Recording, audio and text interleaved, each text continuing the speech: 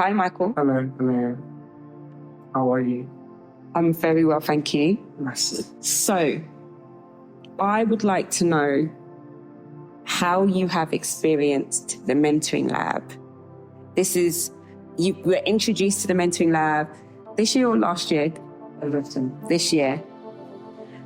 But this was your first time. You came right at the beginning of our summer delivery. So you've missed the whole of the year and you were like thrown in to summer game time and the work experience that we do. How did you find it?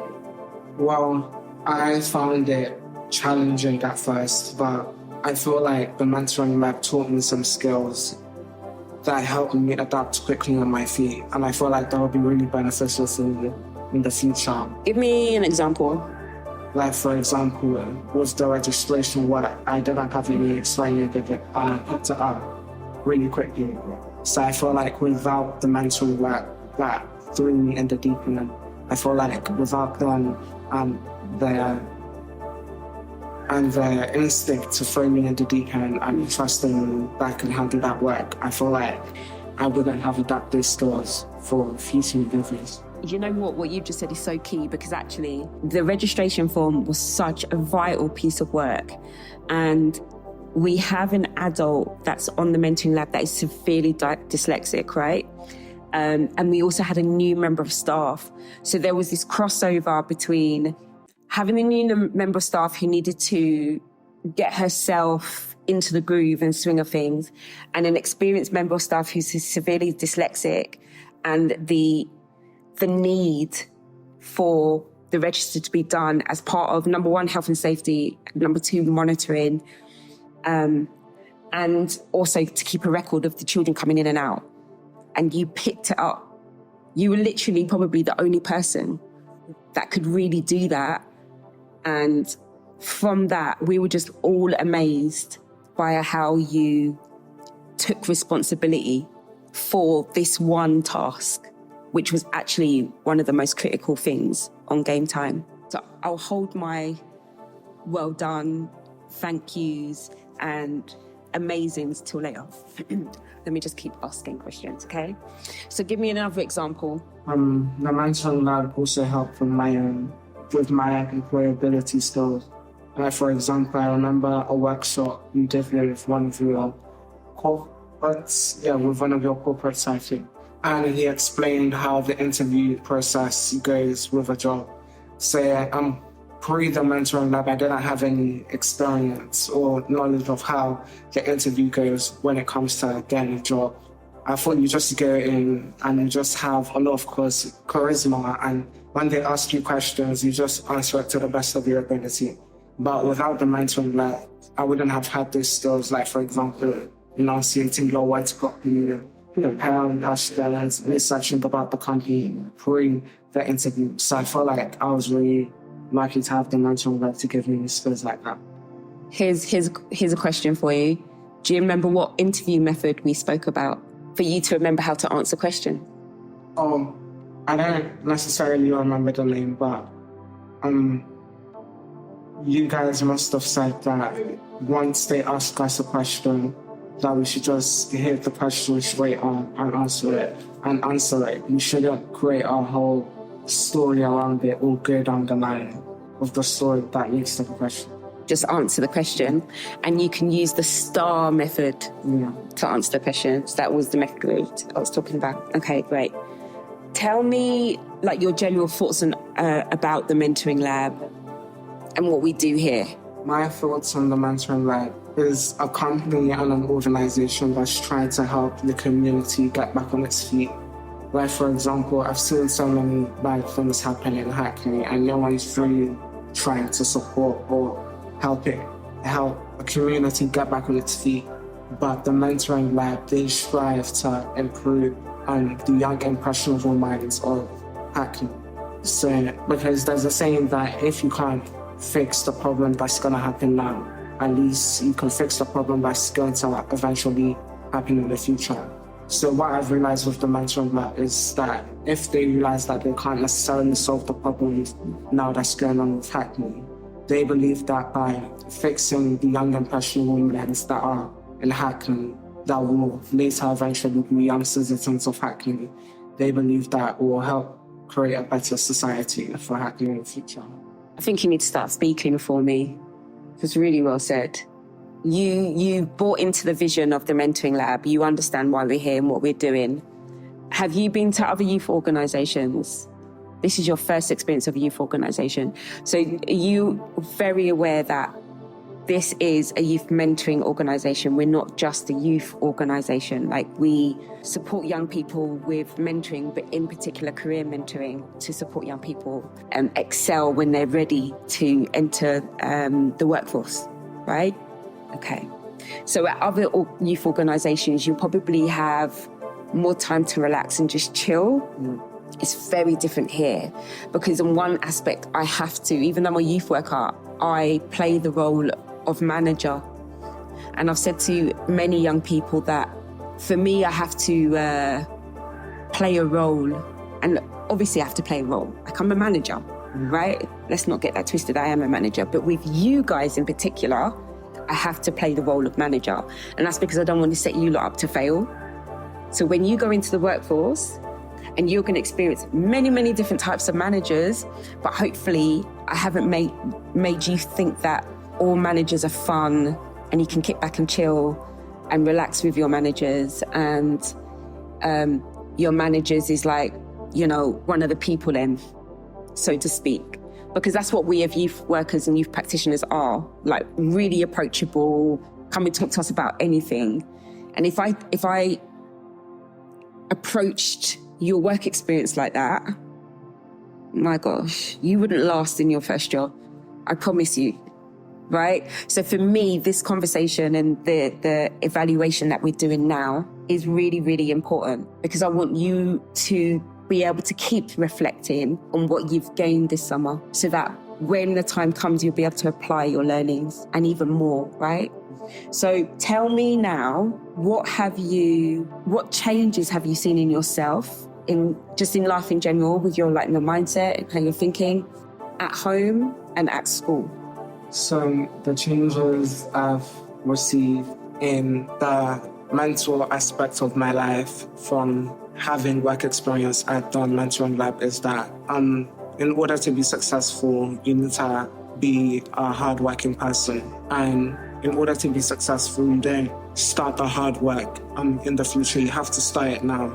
And I feel like when I got into the mentoring lab, Elaine, she was bang on, you need to work hard now. So later, eventually in the future, life will be easier for you. And I've adapted that mindset now when I entered school because I'm an A-level student now. I just finished GCSE, so I started my revision now. So what Elaine taught me at the mentoring lab with hard work equals success, I've now adapted that to my academic life so I can receive greater success in my academics. Did you not necessarily do that last year? I did that last year, but I feel like last year I wasn't really serious about it because what I've learned from my time at the mentoring lab is that life is not fair, and certain people born into certain different families, they have a range of certain opportunities open to them.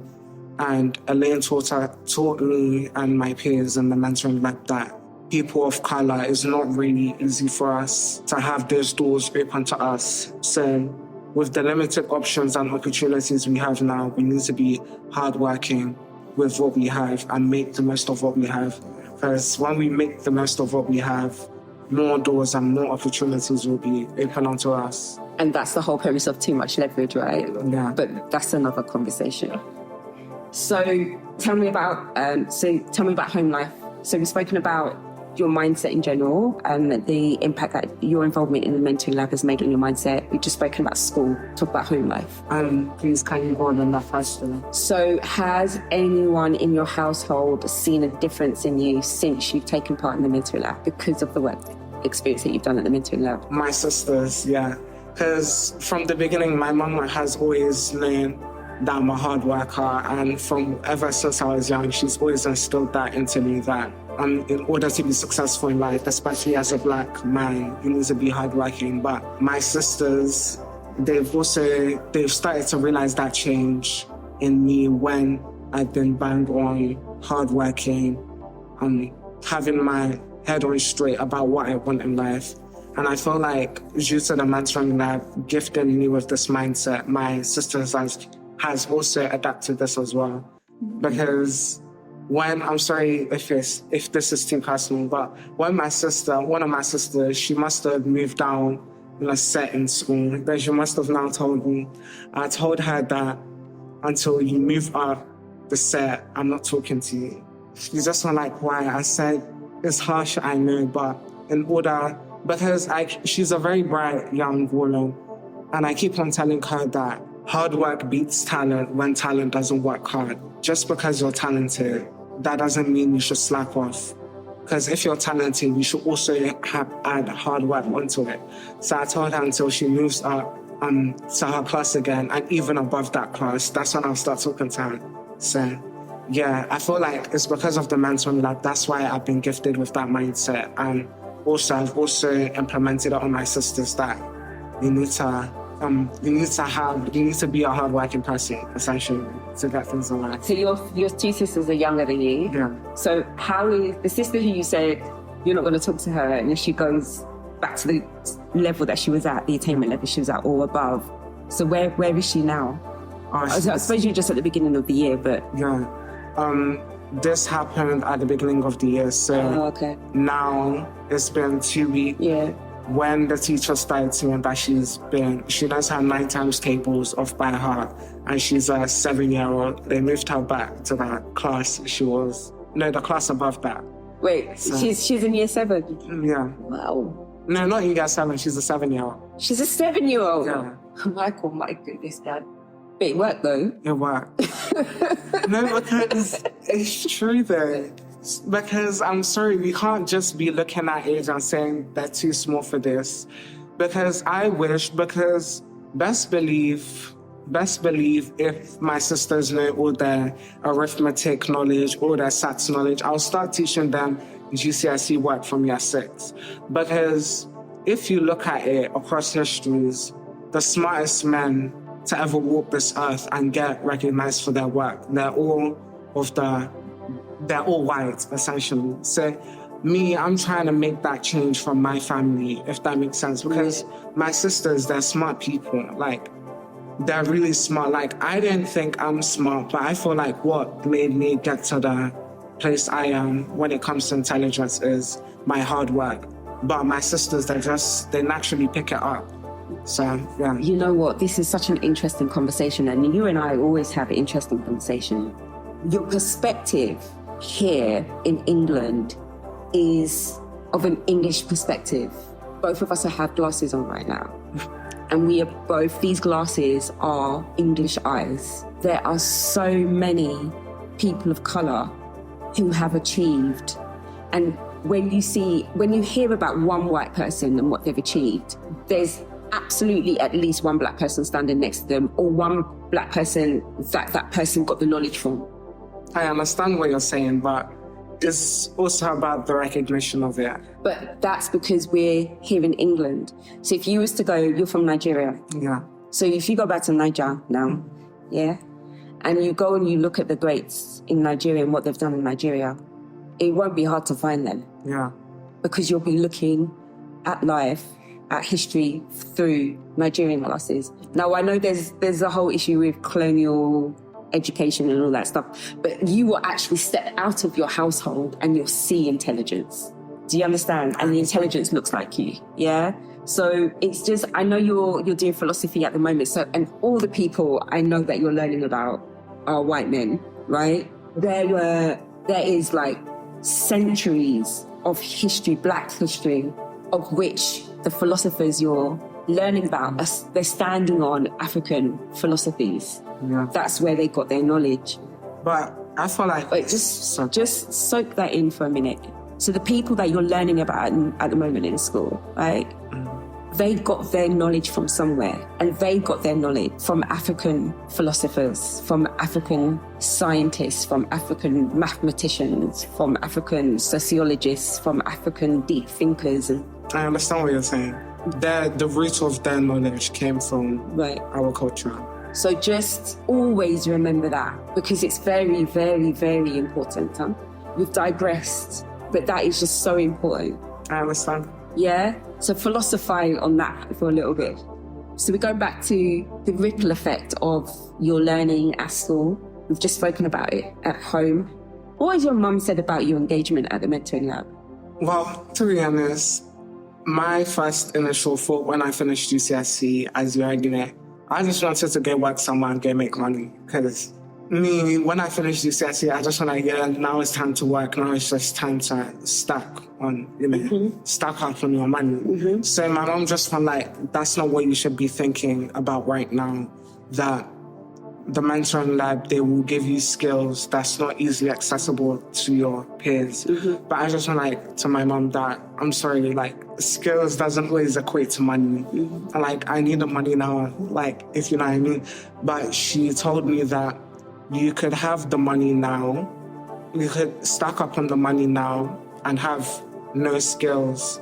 But she said that the mentoring lab, they will teach you the skills on how to develop your thinking, on how to do things certain ways that will open up the doors that will help you gain greater money when you're older. She told me that I shouldn't follow the money, that when I hone my skills that the mentoring lab will help me do, that the money will follow me.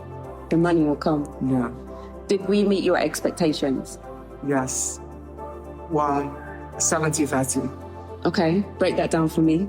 70-30. I feel like the experiences and opportunities you guys have given me is really beneficial.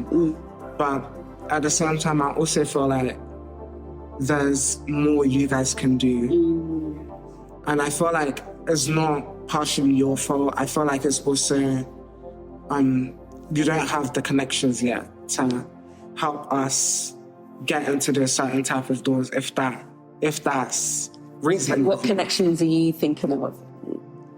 I'm thinking of CEOs. Do you understand? Learning the biography of a CEO of big companies, seeing how they went from rags to riches, through poverty to prosperity. So do you mean meeting CEOs or meeting professionals, or do you mean us giving you that knowledge of how CEOs are born and then what they go on to do? I feel like meeting people that have went through hardship and going to success because I feel like getting that first-hand perspective will really... So this is the beautiful thing of the work that we do. You've literally only really just joined the mentoring lab. But 2 months before, we were in Shoreditch with 40 corporate volunteers. We spent the whole day with them.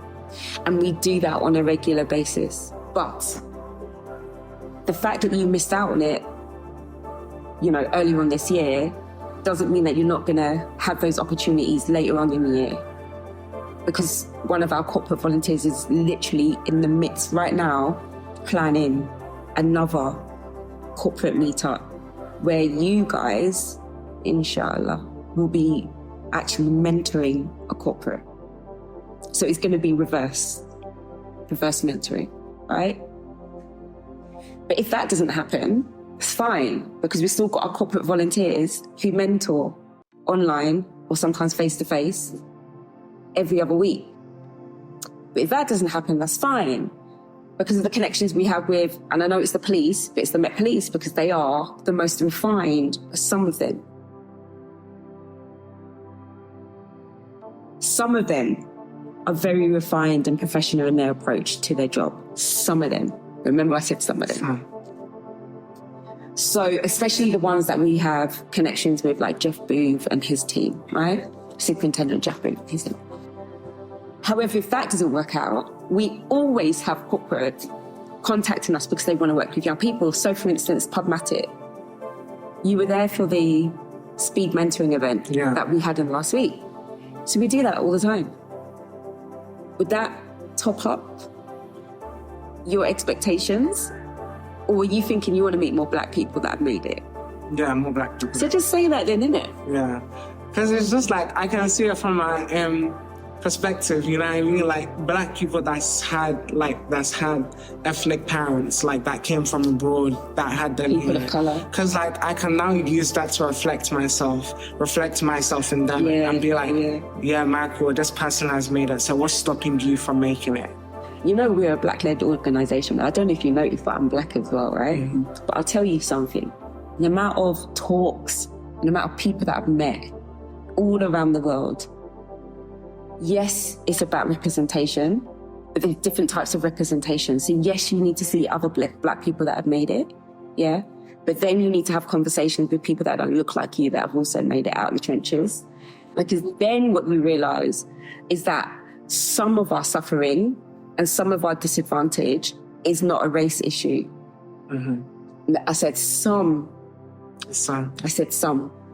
But what it does, it takes that edge off. Black people are doomed. It turns that narrative into a fallacy.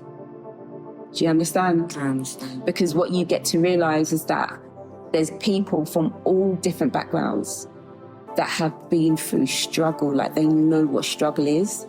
Yeah. And their surname is not Adekunle. It's not Smith. Do you understand? I understand. But we see those people, they're our family. So those people seek us out because they want to give back. They don't want to necessarily give back to big charities where they can't have that connection with other people who are also going through the struggle. Do you understand what I'm saying? Mm-hmm. So yes, it's about representation of race and people who have made it, but also other people. Because what I've learned from people not from our race, they have a privilege that we don't. So they've made it through the trenches and doors have opened to them because they're of a different colour. And they're giving that intel to us, to me. I wouldn't even know that. And I don't know if all Black people would know that because not all of us get through those doors. Does that make sense? Yeah? So I'm not to say that there's Black people out there that don't make it to certain heights. I'm not saying that. It's just a way of conducting ourselves, evaluating situations, taking advantage of situations, leveraging situations. Just there's a lot of isms and schisms that you can learn from speaking with people from different races who have also made it through the trenches. Does that make sense? I understand. Always have good conversations with you. All right, so tell me now what you would like to do differently if you were given the opportunity to do work experience at the mentoring lab again. My professionalism. Talk to me about it. I had a few slip-ups. So, tell me about it. I feel like there is just certain stuff, because I'm still new to this, so I feel like one thing that I found really good about the mentoring lab is that it was a work experience. So I knew that, okay, cool, so if this was to be a proper job, that I would go through like serious meetings if I would say certain stuff. Because I feel like I have this problem. I act on impulse. Like if I think of something, I will tell you. Like if like, yeah, I just say what, I'm a free thinker, I just say what comes to my mind. And I feel like that's also the problem I had this week with ethics in class. Because my teacher must have been saying that ethics have no place in the law. And I had strong opinions against that. So it just, came. Because the law is the law and you're supposed to follow the law. Yeah. But I didn't agree with that there. Because in reality, people don't follow the law. Even lawyers, they'll have struggles with ethics. No, but it's a thing whereby if you look at it from this perspective, okay, can we go off? Okay, so let's look at it from this perspective. Okay, let's look at a circumstance of stealing. A person from a lower class in the hierarchy of society, they will steal because they don't have the resources open to them to buy clothes or to buy food and to buy such and such. Whereas a person in the higher class in the hierarchy of society, they will steal because they believe that they have the power and because they believe that they have the prestige to, essentially, and they believe that they're above the law. When you look at it, most cases, the person in the lower class that got caught stealing and the person in the higher class that got caught stealing, they don't receive the same punishment. Reason being for this is because the person in the higher class, they have more access to good lawyers. They have money to bail them out, things like that. They can bribe the judge. There's many things that goes on in law. Whereas the person in the lower class doesn't have resources to all of that. So I believe that ethics should have some prominent place in the law, because you should look at the reason behind why they committed certain crimes, if that makes sense. Mm-hmm. But at the same time, I do agree, because it's 50-50, because this is all circumstantial. Like, not all cases is about stealing, because people, they don't have the resources to. But I feel like they should just look at it from the person's perspective. So you're saying that they should have empathy? Yeah. Or you're saying that they should put their unconscious bias in a box? Yeah. And not bring it to work? So that if they are judging one case against another case, their judgments and their own personal bias does not get in the way of things like sentencing, which could cause a person from a lower economic background, caught stealing, to receive more time in jail than somebody from an upper class, because the judges or the whosoever is involved with has brought their own beliefs into the workplace, into their profession. Well, but you should, No, because you're not supposed to. But you're saying beliefs there. Yeah. Like, because if a judge... It's ethical there. Like, it's this is moral. but this is why you were right. I'm sorry, it's just the words you're using are really big, so it's kind of like hard for me to break it down. If I was a judge, I'm going to have empathy on the one teething for food. Yeah. And that's because of religious practices and my own personal moral beliefs, that if somebody's stealing food, the people them are hungry. And you need to give them some empathy. In fact, I'm going to sentence you to a year of training in a particular area so that man can get a job or the woman can get a job, and then hopefully stop teething. And then if a rich person was going to come my way and they're done for stealing, I'm going to be like, slap them with 5 years, community service, probably £1 million fine, just because I'm like a Robin Hood. But if I wasn't me, and if I was someone else, Boris Johnson, for example, flip it round, he would slap the poor with £100 fine. Sorry, $1 million fine. And the rich guy who got caught stealing, he would just give a little slap on the hand and say, don't do that again. No, that's why I believe that there's corruption in the government. And but going back to ethics, that's why people don't just follow the law, and that ethics is always involved. Because it's unethical to bring your own unconscious bias into it. Yeah, but it's unethical. How can you say that, though? It's unethical. No, I understand, but it's you're saying that like, people listen. Because you can't. Because it's also about what Aristotle said. Like, how can we understand the difference between? I'm sorry, I'm revising too much. How can we understand the difference between good or bad? And Plato, he said that there's no ideal justice, because as humans, we reason on emotion, all that stuff. But if you think, exactly, but it's not fair. What you just said about, but it's not fair. Then. But we're agreeing. Yeah, I agree, but it's not fair. Like, well, you said it. The circumstances. Yeah, I know. I said it, but the circumstance is not fair. You already said the mental lab is showing you that life is not fair. Okay, so would you say that people should take classes in ethics, like to know the difference between good and bad? Yeah. Okay, then we should do that then. And learning about different cultures. Yeah. And traveling to different cultures should be a part of schooling and education, because traveling and seeing how other people live is one of the biggest educators that there could possibly be.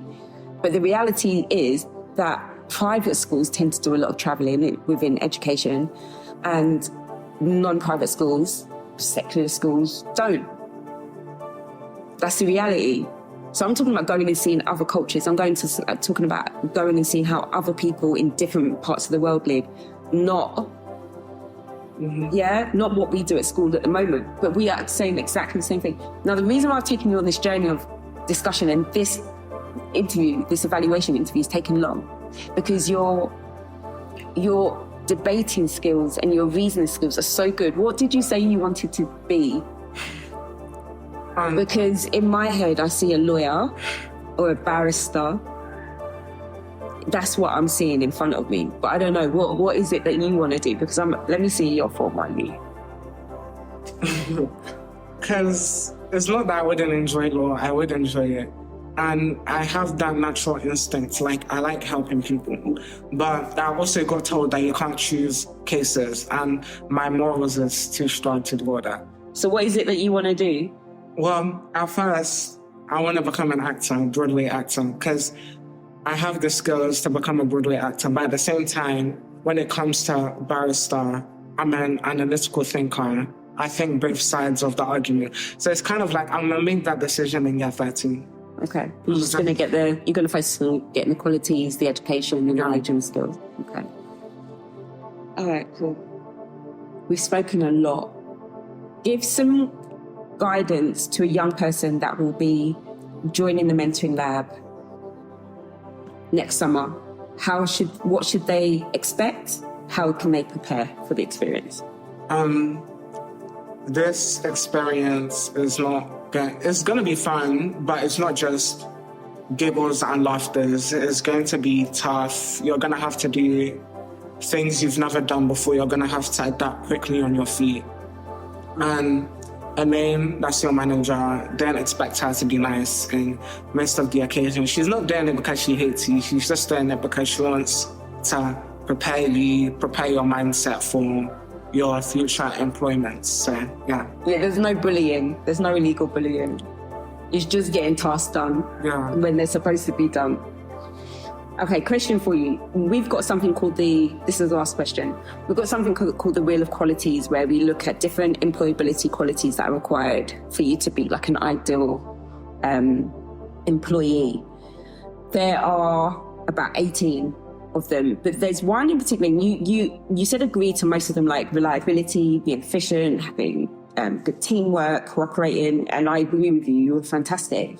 There's one that you put neither agreeing or disagree to how you demonstrate this quality, and that was openness. Why did you say you were neither open nor closed? As in openness? Yeah, to openness. Well, because I have this thing whereby if I see an area in which you can improve that will make you better, I would want to tell you. But I've realized not in all cases, that's not the best to do. Because for me, like, my friends, they also say this, that I'm a critical person. I'm not doing it because I'm going to harm you. Like, I'm just not, like, because let's say if it's your birthday and you're wearing a dress, I'm not going to say, oh my days, that dress looks horrible. I mean, like, I'm a critical person in ways like, let's say if you did bad on a test and you didn't revise or you didn't put any hard work, I'm not going to feel sorry for you. You chose your bed, lying in it, essentially. So it's kind of like, there was a lot of stuff I saw during my experience in the mentoring lab that I wanted to advise many people on, but I just found myself here just... interesting. So you didn't share your thoughts and opinions. Is that why did you not do that? Because I feel like, take this as a compliment. I feel like me and you were similar in that way.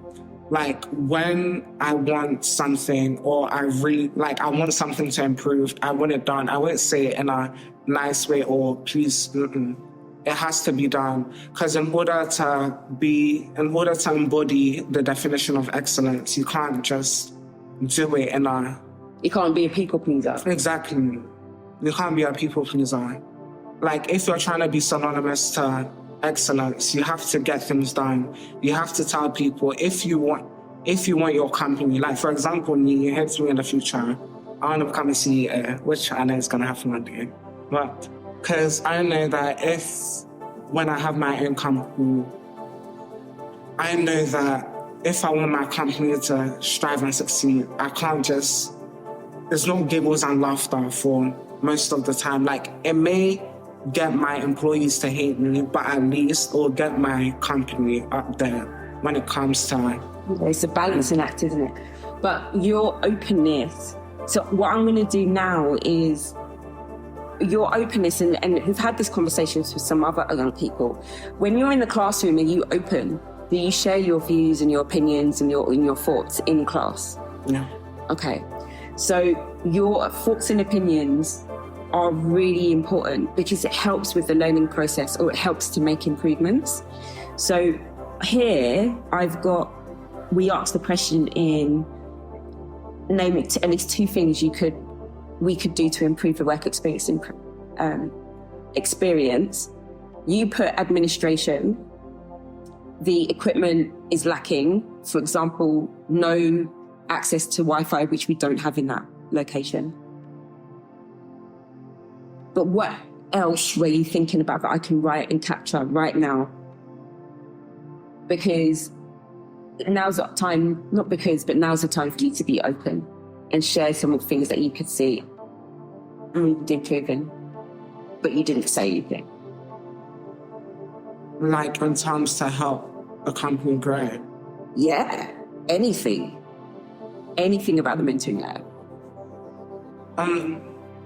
You see that day when I was in the library with Samuel and you guys were talking about getting the company noticed? Yes. I feel like when it comes to the corporates, I feel like you need to be more on their necks about getting things done. Because at the same time, they're there to help you. They're there to help grow your company. And at the end of the day, Elaine, this is your establishment. This is your establishment, and you know the message you're trying to get across. So it's kind of like, if you realize that those corporates, they're not essential, like they're not helping you get to where you want to be, you need to tell them. Because I understand it may be harsh, but at the same time, you need to be up there. Because when Alicia said the idea of handing out flyers in the street, that's not going to work.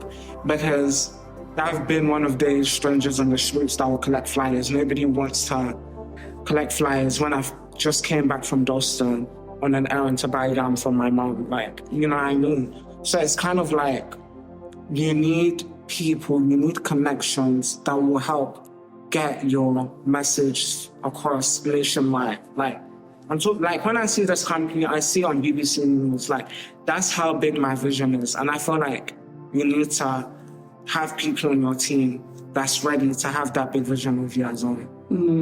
It's so interesting that you said that.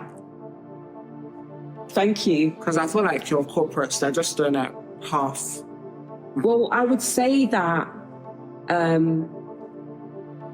the experience we have in the summer is very different to the experience we have for the rest of the year.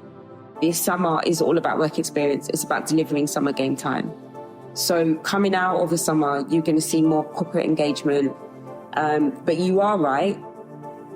You see, the thing with having more exposure, Michael, is that you have to have capacity to be able to handle the interest that comes after that exposure. We don't have that capacity at the moment. What we have to do is first build up a solid foundation for the capacity with the help of our corporates, and then standing on that solid foundation, be like, okay, now we're ready to go and get more interest. And that's been stalled because of COVID, firstly, and now the rise in the cost of living. And you might not know this, but 78% of Black-led community organisations have closed so they survived COVID, but they've closed now because of the rise of cost of living. And we are on the cusp of that. So our corporates are going to be helping us to rebuild our foundation. And then because we can't do any delivery at the moment now, we don't have capacity. The only thing we've got capacity for now is rebuilding our not-for-profit side, so that when we get to next year, March, we are solid and able to take on more work experience youth and take you guys on trips and get you seeing more corporates. but we have to rebuild that foundation. So that's what the corporate's going to be helping us to do. Oh yeah, on the trips. I'm sorry, I may sound like an enemy to my peers, but I feel like you should cut down the trips. Because it's just like, save your money. I'm really sorry. Because don't get me wrong, yeah, I enjoyed it. You will catch me giggling there, but it's kind of like from a future, I know this is audacious saying this, but from a future boss, CEO, like, you need to be wise on what you need to spend your money on. I feel like you should cut down on the trips. So which trips do you think were a waste? Like, which trips were hefty on money? Go it. Okay. Don't do that, though. Did you go it? No. I had a dentist appointment. Go 8 is, for many, a life changer. We subsidise the cost of that trip.